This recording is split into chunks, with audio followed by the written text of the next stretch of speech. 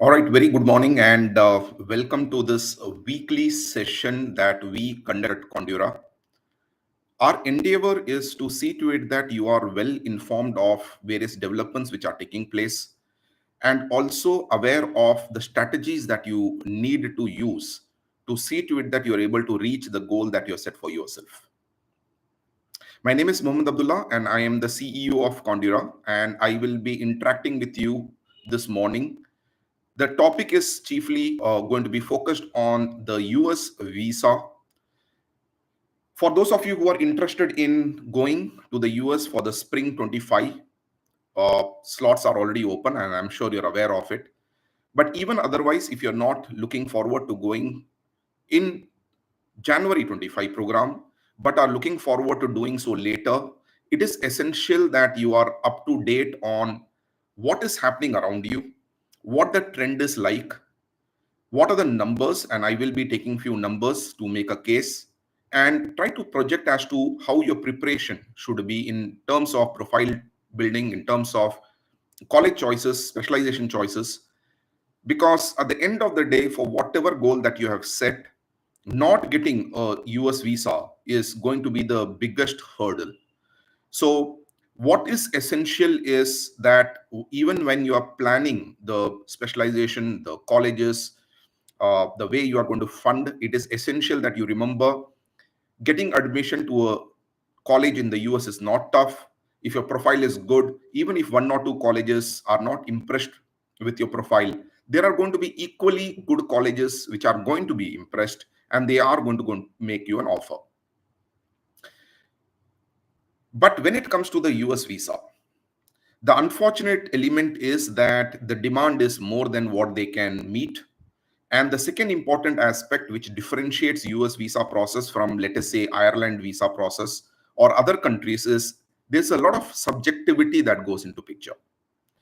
Unlike in, for example, in Canada or Ireland, if your visa is rejected, you are not even given the reason as to why the visa is rejected. So one can only surmise basis the historical data that is there, and that is the reason why it is important for you to understand the trends. I'm also going to be focusing on the do's and don'ts for your higher acceptance rate. I will be sharing my presentation as well. Let me move to that.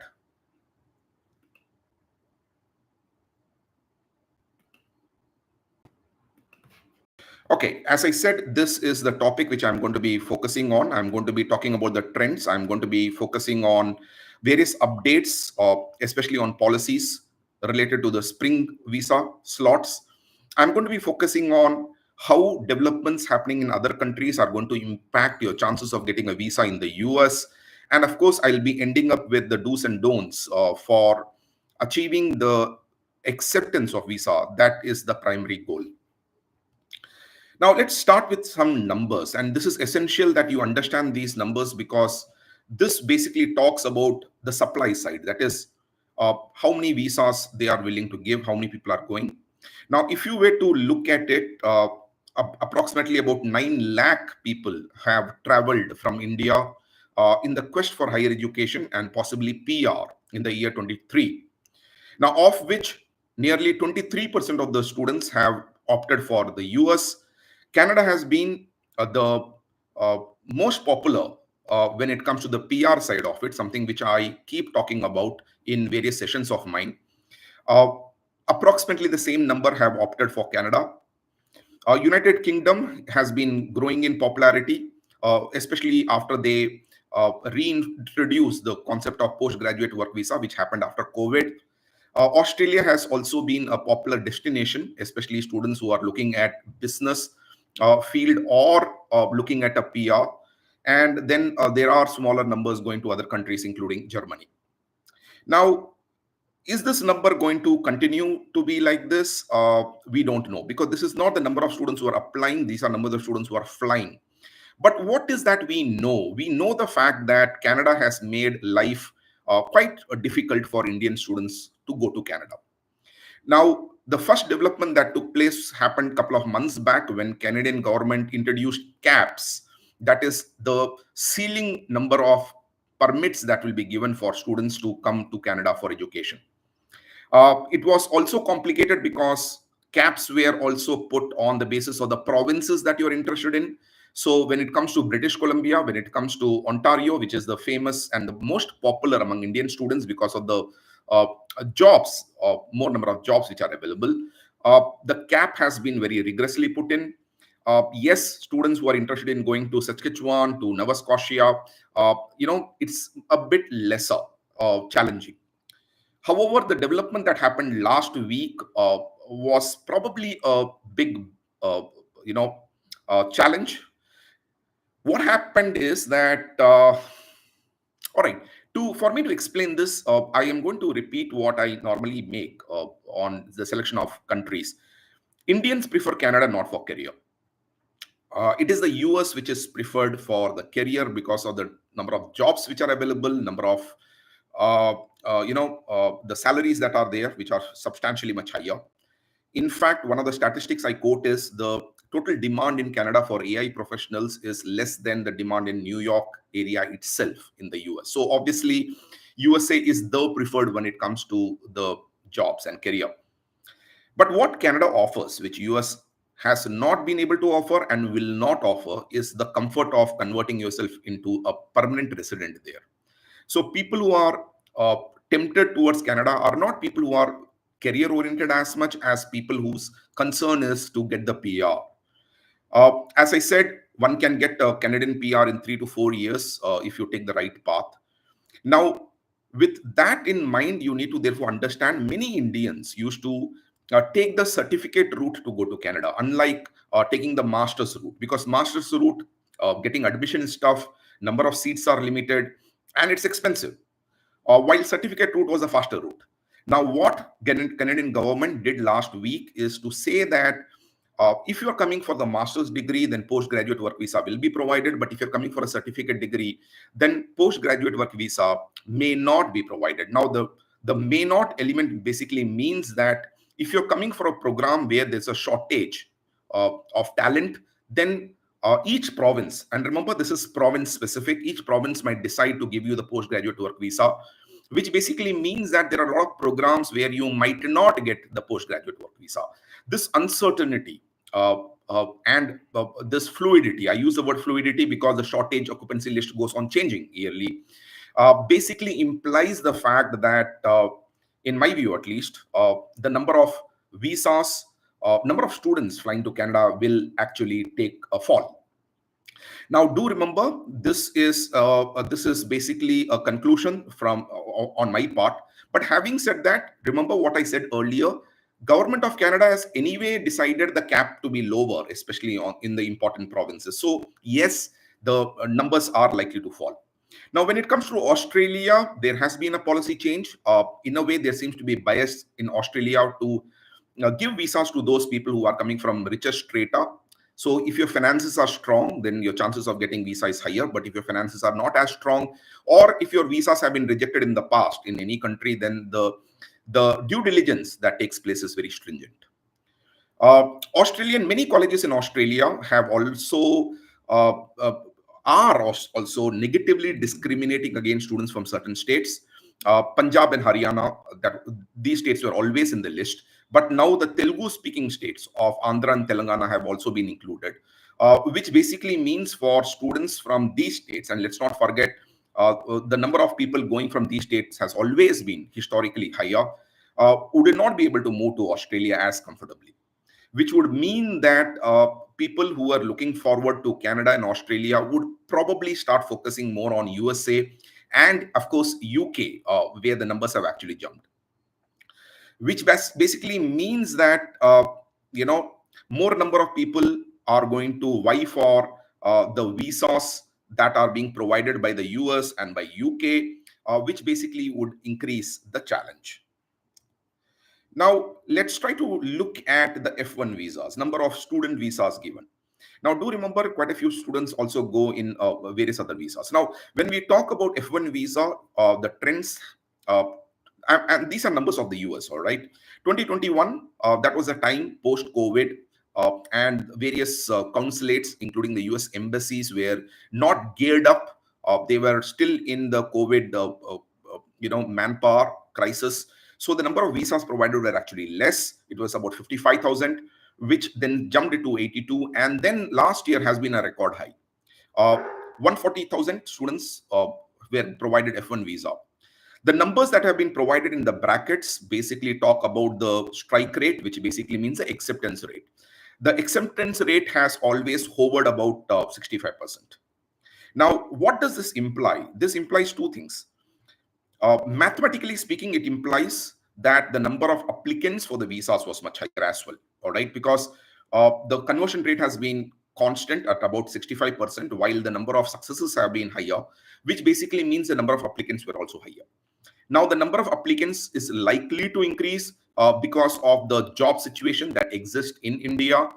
And yes, it's in spite of the job situation that exists in the US and other parts of the countries too, because finally, one would like to go to a country where, the economy might move positively first. Let's not forget, India always lags US in the pickup of the economy.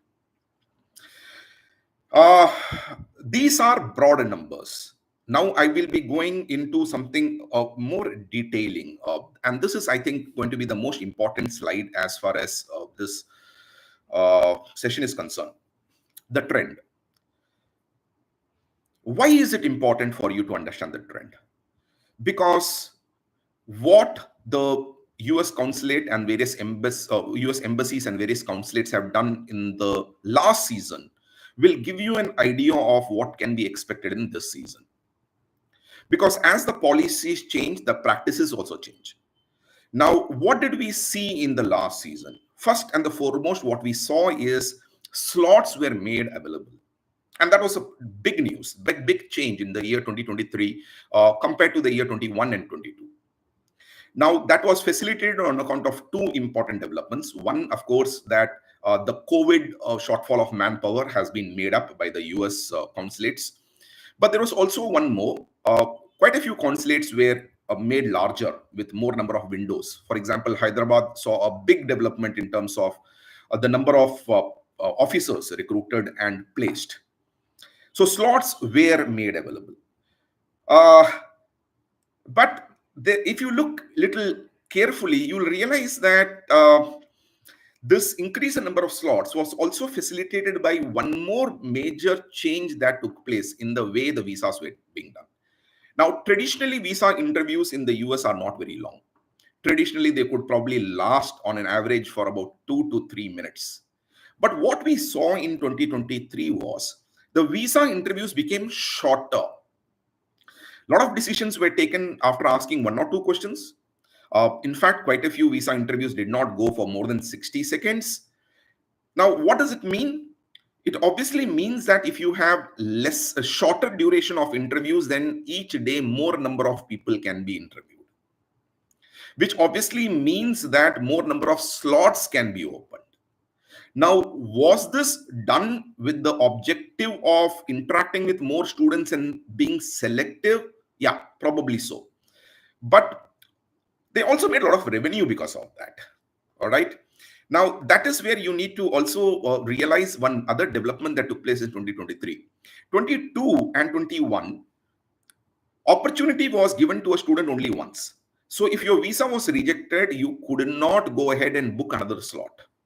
What happened in 23 was we went back to pre-COVID time where if your slots, or if you have had a visa rejection, you could actually book another visa slot. In fact, even if you had the second time rejection, you could go for the third slot, all right, in the same season. But of course, every time you do so, you have to shell out $185. So it obviously was probably a good revenue making strategy as well. But from students' perspective, I think you should be happy about the fact that slots were available. You are happy about the fact that you could book multiple slots in case of failure. But that's also a fact that US has continued to go by the strategy that we will give opportunity to those whose visas were not rejected earlier. So if you are attending the visa interview for the first time, you have the highest probability of getting a visa.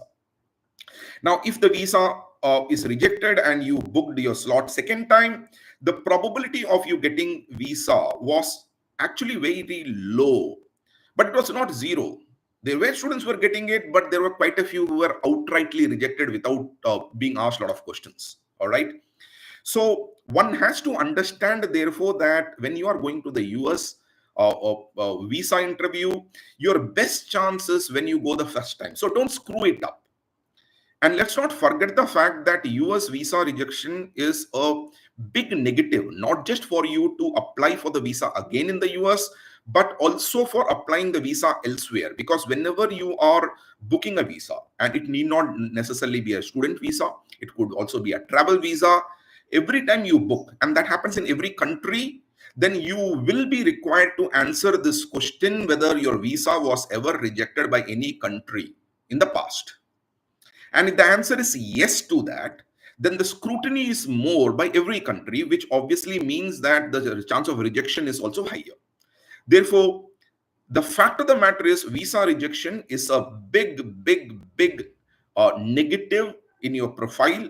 Therefore, please see to it that the first time when you're going for the visa interview, you are converting it. All right. And this is true for every country. And I say this because you also have to realize the fact that countries share the information. For example, if your visa has been rejected in the US, can UK know? Can Australia know? Answer is yes.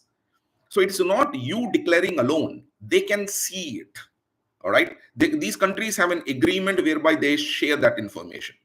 So visa rejection rate or visa rejection is a bad news. Now, shorter visa interviews is also a bad news if you're, you believe the fact that you need to convince them to give the visa. So if you come from a profile which is not very extraordinary, uh, and you probably are going to an average level colleges, a shorter visa interview probably is not a very good news for you, because depending on that one or two questions that are asked, and the answers that you give, the decisions will be taken. But that is what it is. So let's go ahead and accept it and be prepared for it. Therefore, it becomes very critical that you are much better prepared, because we don't know which one or two questions will be asked. All right. Yes, the probability of certain questions being asked is higher, and I shall be sharing those questions as well. But yes, you need to be much more prepared, because whichever 2-3 questions are asked, you better make a very strong case for the visa to be given to you. But there was one big observation that happened, and this has always been the case, but last year it was something that stood out. People who applied for visa earlier were getting it much more liberally. That means the rejection rate at the start of the cycle was actually very low. But towards the last 2 months, the visa rejection rate skyrocketed. In certain places, it just flipped. For example, I talked about the visa rejection rate overall to be about, visa approval rate overall to be about 65%. Now, in few consulates, what happened is visa rejection rate went to as high as 62% towards the end, which means for every 3 people standing in the queue, 2 of them left the queue and the room disappointed. Therefore, one of the very important things that you need to take from this historical data is try to book a visa slot a bit earlier. And yes, it has a lot of positive implications as well. For example, if the visa is approved, you can book your flight ticket earlier, which will be cheaper. You can block your accommodation earlier, where you'll have more options. So yes, that's a fact. So these trends are very important for you to understand it. And so please be aware of it and then learn from this too. Now, for all of you who are joining me for the first time, please make it a point to subscribe to our channel, Instagram channel. I make it a point to regularly update the channel with the latest information, that's developments which are happening. Policies are changing across the countries, may that be Australia, may that be Canada, may that be US itself. There are a lot of geopolitical developments which are happening, which are going to impact, for example, the elections that are taking place in the US. But elections are not taking place only in the US. Elections that have happened in Germany, elections that have happened in France, all of them have had impact, because if a party that comes to power is a right-wing party, which seems to be the trend, then the visa approval rates obviously will fall. All right. And life becomes a little more difficult for immigrants, whether you are legal or illegal. And in our case, of course, we are talking about legal immigrants.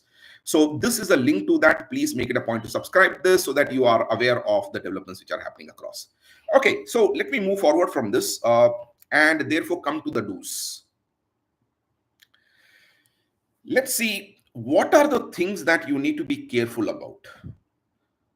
Yes, the US visa process is uh, opaque, it's not transparent, therefore there's a lot of subjectivity involved.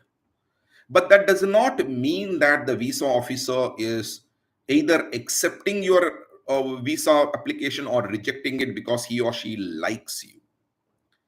Now, do remember the fact that the biggest uh, reason for visa rejection, and that happens even for students with good profiles going to good colleges, when they look at your immigration intent.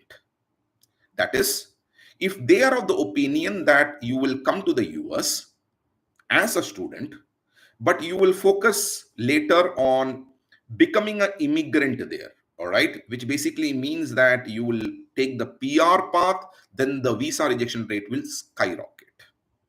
Now, I'm sure you are aware of the fact that the form that is given to you when the visa is rejected is 214B. The form 214B clearly highlights the fact that the visa is rejected because you have not been able to convince the visa authorities of your immigration intent, which basically also elaborates and says the visa officer is of the opinion that you will come to that country and like to stay back. Now, this understanding is very, very important. So, what is that you need to do? What you need to do is to give them the confidence that you are a serious student. You are seeking the visa to enter the country for one purpose and one purpose alone, to upskill yourself through the degree. And then also either explicitly or implicitly imply the fact that you're going to come back. Now, visa officers are not idiots. They understand that quite a few of you will not come back, but they still want to be convinced that you are going to be a good student. Visa officers are aware of the fact that you're likely going to stay back during the OPT period. I'm so all right. It is optional practical training period. That is the period that you're given after you finish your education to stay back or to get some experience. But visa officers need to get this confidence that once you land in the US, in the F1 visa, you will not become invisible, which means you will attend the college, you will maintain a good academic record, and you will adhere to the rules, which also implies you will not work part-time outside the campus. So when you stand in the queue and are called for the interview, you need to give this confidence to them. Now, this is not just in the interview. This happens before that itself in the DS 160 form that you will fill. So one of the very important elements that I tell students, and one of the reasons why the visa rejection rate is very high, is also because while filling the form which will be used by the visa officer, students tend to write things which can imply, which can fail to reinforce their intent of being a good student. So be very careful while you're filling the DS 160 form. All right. Now, what are the other things that you can do to give them the confidence that you're a serious candidate? Number one, choose the right college. It is not that if the college is low, your visa will be rejected. But the problem is, if your profile is good and the college is low for you, as per the visa officer's perception, then the chances of visa being rejected is higher. Because if the visa officer were to reject visas to all the students who are going to lower colleges, then the supply of students to the lower colleges will be impacted. Lower colleges cannot survive. So appreciate and understand the fact that it is not the college, it is you and the college. So it's very important that the college that you opt for is in line with the profile that you possess. Which means if your profile is good, don't compromise too much. The risk will increase. I have students of mine with experience. Their only intent is to leave to US because they believe the fact that on account of their experience, they will be able to find themselves a job in the US, and therefore they try to apply to the cheapest colleges. And most of the cheapest colleges would be probably, rural colleges. Now, visa officers can understand that. They know about your experience.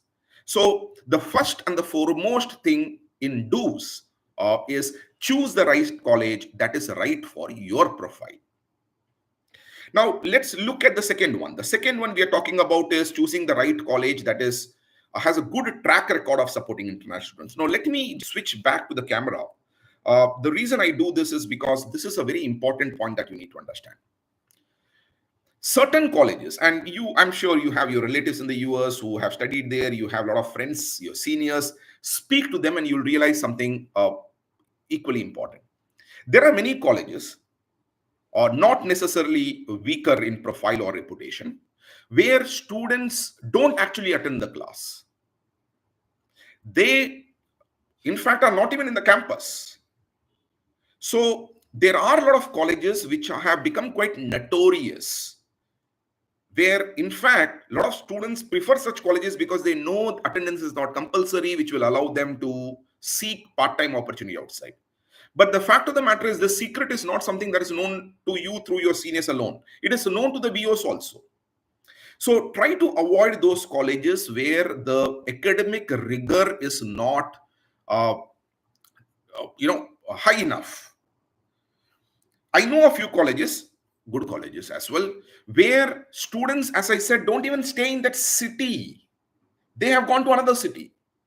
Now, the advantage for them is very simple. They will go to a city where part-time jobs are more, or they will go to a city where they have, they can cut down on cost because they have relatives with whom they can stay. They are not actually attending the class. Now, how do you locate these colleges? One, of course, speak to your seniors, speak to your counselors, get to know of these and avoid these colleges. But there's one more thing. If you notice the fact that the program is being offered in both offline and online mode, which means a student has an option of attending it both in the offline or in online mode, then try to avoid such programs. Because a lot of students will do what I exactly said, which viewers are also aware of, where you will take the F1 visa, you will report to the campus, and then you will not attend it in the offline mode, you will actually attend it in the online mode. So it's very important, therefore, you are not just going to look at the coverage or the syllabus that we talk about, you should also be looking at the mode of the delivery.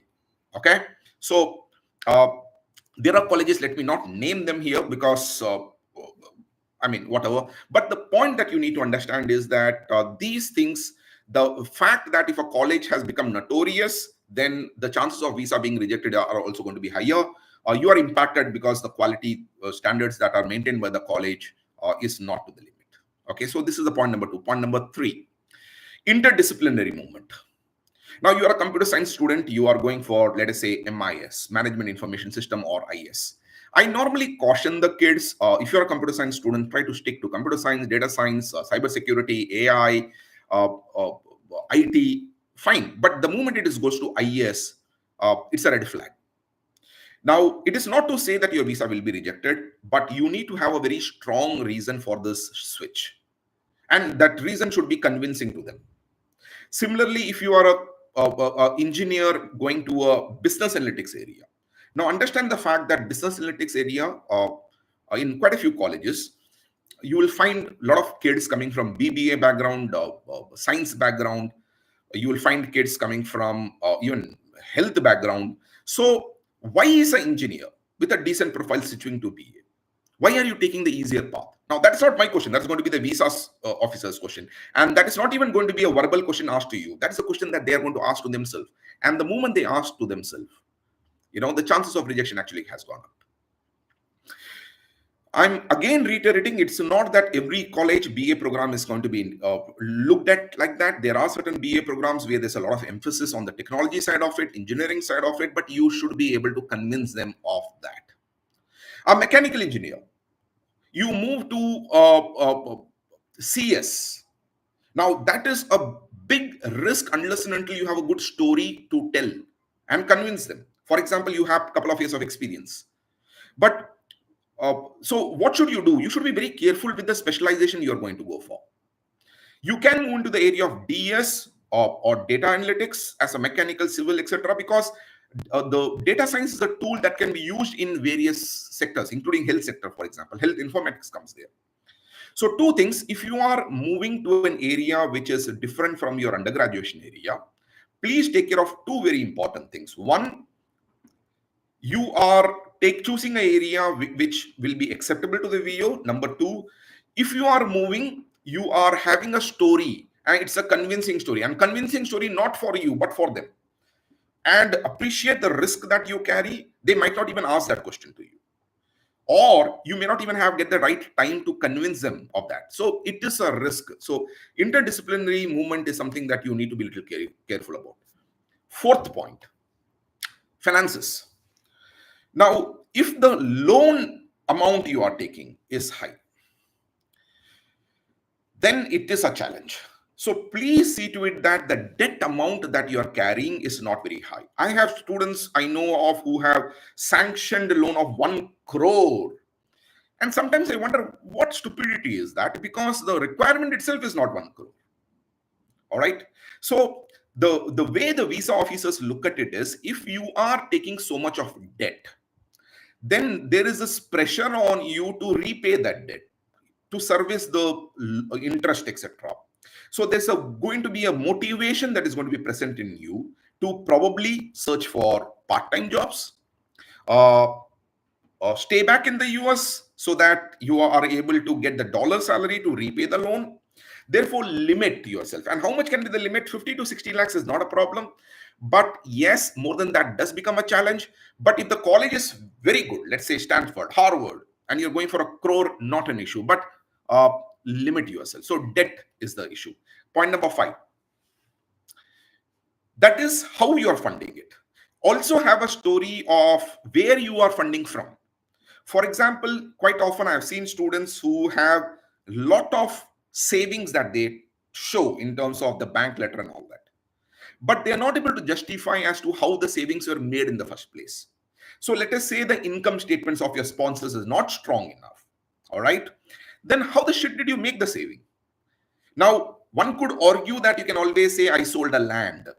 But that is not going to be seen positively, because selling an asset for education purpose is, number one, showing the fact that you don't have liquid cash as much. Number two, income is something that is repetitive. It comes each month, it comes each year. But assets can be sold only once.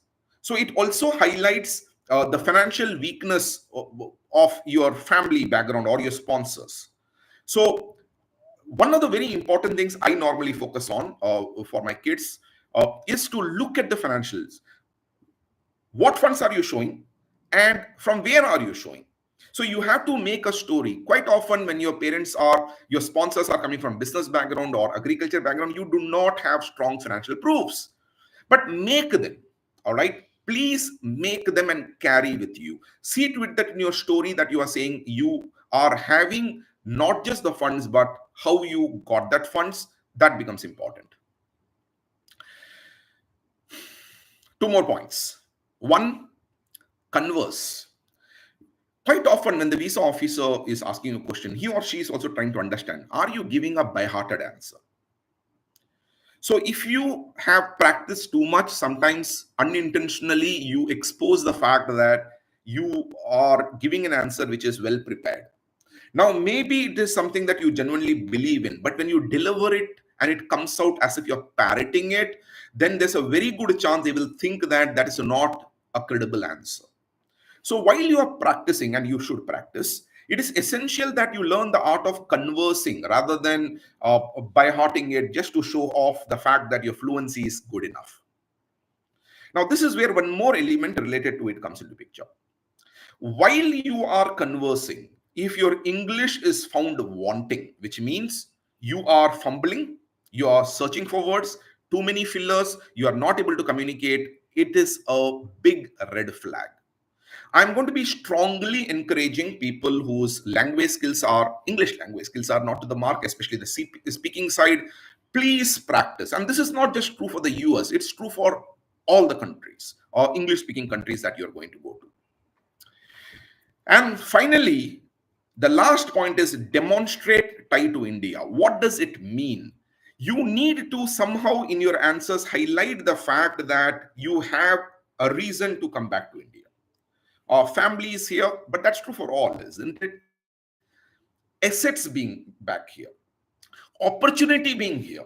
For example, you're taking a master's, all right, you're going to the US, and then you're taking a master's in an area where job opportunity does not exist in India, then why would you come back to India? So avoid taking those areas where job opportunities are not there in India. So your ability to exhibit the fact that you have a tie-up, all right, with India, and remember the tie-up is not necessarily emotional, because there are a lot of Indians who are now parked in the US in spite of the fact that they have emotional tie-up. They are not necessarily finance oriented alone, because there are a lot of Indians with a lot of assets back in India yet not coming back to India. So see if you can come out with something that is deeper there. Then that will actually help you out. All right. Before I go forward, I'll take the questions. If you do have any questions, I see Satvik having written a question. Others, if you do have any queries, please do ping in. I will take it towards the end. Now let me also talk about the locations. All right, locations which I've seen. Unfortunately, larger visa rejection rates. Let me switch to the video again. PPT again. Okay, these are the points which I talked about. Choose the right college that is right for your profile. Don't go to a much lower college if your profile is decent enough. Choose the right college because it's academically strong enough. I try to avoid colleges which give both online and offline for the same program. Avoid making an interdisciplinary move, and if you are making an interdisciplinary move, have a strong story. Don't go for high amount of debt or funding. Don't just focus on how much you have, but also focus on where you have it from. Please see to it that you're practicing, conversing with the VO rather than by hearting and parroting. And please see to it that you're able to demonstrate the reason for you to come back to India. All right, now we have an embassy in the US. We have 4 other consulates in Mumbai, Chennai, Hyderabad, and Calcutta. For those of you who do not know, embassy is the main place. That is the place where the ambassador sits. And various consulates are the places where they have set up. It's like a office under the embassy. All right. Now, what has been the trend? As I said, at the start of the cycle, it was all good. It was actually fantastic. The conversion rate was actually very high. Things were beautiful. Towards the end, the rejection rate shot up. And one of the cities where we saw high availability of seats but high rejection rate too was Hyderabad. Hyderabad has always been my favorite, but last year was bad. And I think the reason was also this, that they have grown, all right? They have made it larger. And when you make it larger, what exactly happens is that you have more number of slots being made available. And it is likely that the jump took place because slots were more in Hyderabad, all right? But they were dangerously very high, which basically means, am I recommending Hyderabad? For people who are applying for visas early, answer is yes. But for people who are going to be looking at visas at a later stage, the answer is probably no. Try to avoid Hyderabad. We have had a very good numbers from Chennai. We have had a very good numbers from uh, other places. In fact, Calcutta was also very good. New Delhi was very decent, but Hyderabad was bad. Now, when I say we, it's not just a statement that I'm making. It's a statement that was noticed across the board. So, yes, choice of center does matter. So, please be a little careful in choosing. So, and if your visa has been rejected, then please be very careful to see to it that the second visa interview that takes place does not take place in the same location. That became quite problematic last time around because quite a few students had opted for Hyderabad for the first round, and when the visas were rejected, when they wanted the another location for the next, it was not available. The only consulate that was available was Hyderabad again, so kids had to go to Hyderabad again because dates were not available elsewhere, and that complicates the issue. All right, once the visa has been rejected from one place, it's not that the visa will necessarily be rejected if you go to the same place, but the chances are actually not very bright to get the approval. So this is also something that you need to be careful about. Okay, what are the various questions that have been asked which you necessarily need to prepare? Now, these are only limited questions, but questions which have been asked in multiple times. So please see to it that the questions you are actually prepared for a little more carefully. How many colleges did you apply to? It has always been always been a favorite questions, a question that keeps repeating. Here, my advice has always been don't apply to too many colleges. Don't show the fact that you are desperate to go to USA. And for people who think that visa officers cannot know how many colleges you are applied to, that's not necessarily true. They can track it if they wish to. They might not have it on the screen, but it's possible. They think the answer you're giving is not as right, so they might write it in a comment. I'm sorry. So, okay, am I audible? Okay. I think something was an issue with the PPT. I don't know. Okay. So what I was talking about is the fact that please see to it that you are uh, don't bluff, because remember one very important rule: in case they find that you have bluffed, or even if they think you have bluffed, the visa will be rejected. And let's not forget one more basic rule, that in case you land up in the US, or for that matter any country, and they discover the fact that you have either given wrong information, wrong document, or done anything that is wrong for you to have entered, they can deport you anytime. It can happen even after a decade or so. Let's not forget the infamous event of 2014 when a lot of copying took place. People went to the UK. This happened in UK. Copying took place in an exam very similar to TOEFL, and then they went to UK. They finished their masters, they got jobs, they got married, they had children, and 2019, 11,000 Indians were deported. So this is something that you need to be very careful about. Okay, now one second question that you need to be very well prepared for is how many colleges did you get admitted to? So this is where I have started advising my students. Please see to it that you are playing a little less risky this time. Apply so that at least you get 2 to 3 admits. Because then another question that is being asked is, why did you choose this college? Why not the other 2 colleges? So you should be able to make a case as to why you went for A in spite of the fact that you got admitted in A, B, and C. And you have to have a strong differential. All right, don't say it's a leading college for machine learning, therefore I'm taking that up. Because if the B and C were not leading colleges of machine learning, why the shit did you apply in the first place? So use your common sense a little bit. Quite often I see students giving an answer thinking that that answer is powerful enough. They're not able to understand, giving an answer, what impression that they give in the minds of the visa officer. All right. You need to also be very careful about why a particular specialization. Don't try to give a by-hearted answer. Don't give an answer which only praises the institution, praises the college. Please see if you can make it a little more personal. I got an advice from my college advisor, things of that nature, which will make it a little more personal. Now, finally, of course, how did you fund your education? Have the answer well by hearted, but while you're giving it, give it as if it's coming, you are just conversing. You need to talk about the requirement. You're going to be talking about the savings. You're going to talk about the loan. And you are also going to talk about your sponsors' financial standing in terms of the salary they get.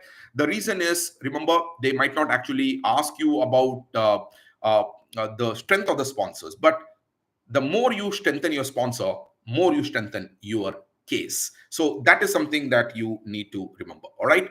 So the season has started. So ladies and gentlemen, all the very best for the preparation at Conduira. We will see to it, all of you who are my students here, we will be interacting with you. I believe my team has already started getting in touch with you to fix up an appointment with me to discuss all these. For all of you, as I did mention in the last session as well, if you have one offer, all right, decent offer, and if it so happens that the deposit amount is $500 or below, I would strongly urge you to get the I-20 and block the visa slot. I am not going to be supporting the decision which a few I know are taking, whereby they are blocking the visa slot without an I-20, because if you are questioned, then the visa is going to be outrightly rejected.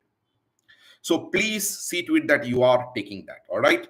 And then if you are expecting the results of the college of your choice, let us say by mid of November, then you can always block the visa slot for towards the end of November, because that will give you sufficient time to get the I-20 from the college if you are admitted, and then switch it. So remember, you can book the I-20 with one I-20, book the visa slot with I-20, and then take up another I-20 for your visa interview too. So when you have that flexibility, why not take advantage of it? All right. All right. With that, let me take this background thing. Hamid has asked, does Conduira have online GRE coaching? Hamid, yes, we do. We have both video based as well as live based. So please do get in touch. I am going to be, I will read this question and then switch. I have Satwik asking, sir, can we book a visa slot with one DS 160 and therefore the consulate interview? Can we change our DS 160 because my admit is taking last time and the concern about the slots are finishing? This is something which I have just answered. You can book the visa slot using one I-20. I'm just correcting that. You can book the slot with one I-20, and then let me. Okay. Okay, Hamid, you could get in touch with us here. And as I said, do make it a point to follow this too. Okay, you can do that. For some reason, I think the PPT is not happening. When technology fails, technology fails big time. Okay, so yes, you can block it with one I-20. In fact, I'm encouraging you to do so while you wait for the I-20 of your choice, or admission and then I-20 of your choice. Yes, you can do that. All right, all of you know how to reach 8897600333. This would be for Vishakhapatnam, and then I have 950551023 for people in Hyderabad. Those are the numbers for you to get in touch with me. Please, those of you who are in Instagram, please make it a point to follow me in Instagram. My code is this, Conduira.Abdullah. You should be able to find it up. I make it a point to post short videos on any development and every development that takes place on daily basis, so that you are up to date. When you're going to an international location, it's very essential you keep yourself updated on the developments that are happening. Any change of policy will impact you big time, and it's very important that you are well prepared of that. Ladies and gentlemen, that's all from me for this session. If you do have any questions, you know how to reach me. That is my 8897600333 is also my WhatsApp number, so you can reach out to me.